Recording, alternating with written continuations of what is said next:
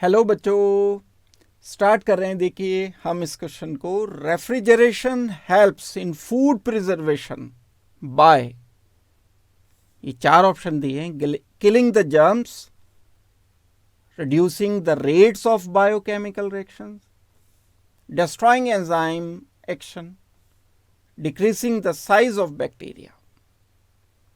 अब हम इन चार में से कौन सा ऑप्शन सोचते हैं। अब हम सबसे पहले ये देखते हैं, जो रेफ्रिजरेशन है यानी फूड को अगर हम फूड का टेम्परेचर काफ़ी कम करके रख देते हैं, जैसे हम फ्रीज़र में या फ्रिज में रख देते हैं फूड को, तो उसका टेम्परेचर कम हो जाता है। तो उसके लिए प्रिजर्वेशन का मतलब ख़राब होने से बचाना है, स्पॉयल होने से बचाना है। क्यों होता है फूड स्पॉयल? फूड स्पॉयल इसलिए होता है कि इसमें बैक्टीरियल ग्रोथ शुरू हो जाती है।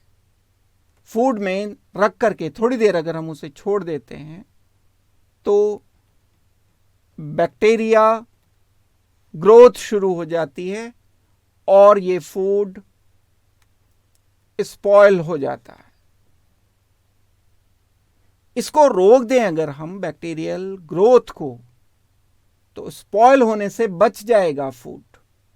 उसके लिए तरीके हैं। हम इसमें कोई मटेरियल ऐसा डाल दें कि ग्रोथ ना हो, हम इसमें फूड प्रिजर्वेटिव ऐड कर दें, हम इसको स्ट्रॉन्ग हीट करके रखें, हाई टेम्परेचर पर बैक्टीरिया ग्रोथ नहीं होती। एक और तरीका होता है। एक तरीका क्या होता है प्रिजर्व करने का, फूड प्रिजर्व करने का? वो होता है रेफ्रिजरेशन। रेफ्रिजरेशन जब हम करते हैं तो फूड में जो बैक्टीरियल ग्रोथ है, ये बैक्टीरियल ग्रोथ कम टेम्परेचर पर बहुत कम होती है। एक ऑप्टिमल टेम्परेचर होता है जिस पर बैक्टीरियल ग्रोथ मैक्सिमम होती है। जो बायोकेमिकल रिएक्शन होते हैं, इसमें एंजाइम इन्वॉल्व होते हैं।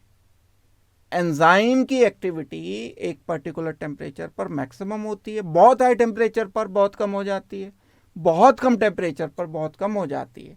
तो अगर मैं एंजाइम एक्टिविटी की बात करता हूं, एंजाइम एक्टिविटी टेम्परेचर के साथ साथ बढ़ती जाती है। एक फिक्स टेम्परेचर पर 25 से 30 डिग्री सेल्सियस पर यह मैक्सिमम होती है। फिर हम टेम्परेचर बढ़ाते हैं, 30, 40, 50 करते हैं, तो ये कम होना शुरू हो जाती है। एक पर्टिकुलर टेम्परेचर पर जाकर के ये जीरो हो जाती है। हाई टेम्परेचर पर मान लो मैंने 80 डिग्री सेल्सियस पर फूड को हीट किया, तो बायोकेमिकल रिएक्शन होना बंद हो जाएंगे। जैसे जैसे हम टेम्परेचर कम करते रहते हैं, ये टेम्परेचर कम किया और कम किया, टेम्परेचर और कम किया, 0 डिग्री के आसपास मिनिमम हो जाएगी एक्टिविटी, यानी अब बैक्टीरिया ग्रोथ होनी बंद हो जाएगी। तो रेफ्रिजरेशन का फायदा क्या मिलेगा फूड प्रिजर्वेशन में? It reduces the rate of biochemical reaction. ये बात करेक्ट है। बैक्टीरिया किल नहीं होते रेफ्रिजरेशन से, एंजाइम एक्शन डिस्ट्रॉय नहीं होता है, केमिकल रिएक्शन का रेट स्लो होता है, पूरी तरह से डिस्ट्रॉय नहीं होता है। Decreasing the size of bacteria, bacteria का नंबर या साइज डिक्रीज नहीं होता है। तो हमारा इस क्वेश्चन का फाइनल आंसर बच्चों आ जाना चाहिए B. B is our final answer of this question. Thank you very much and good luck.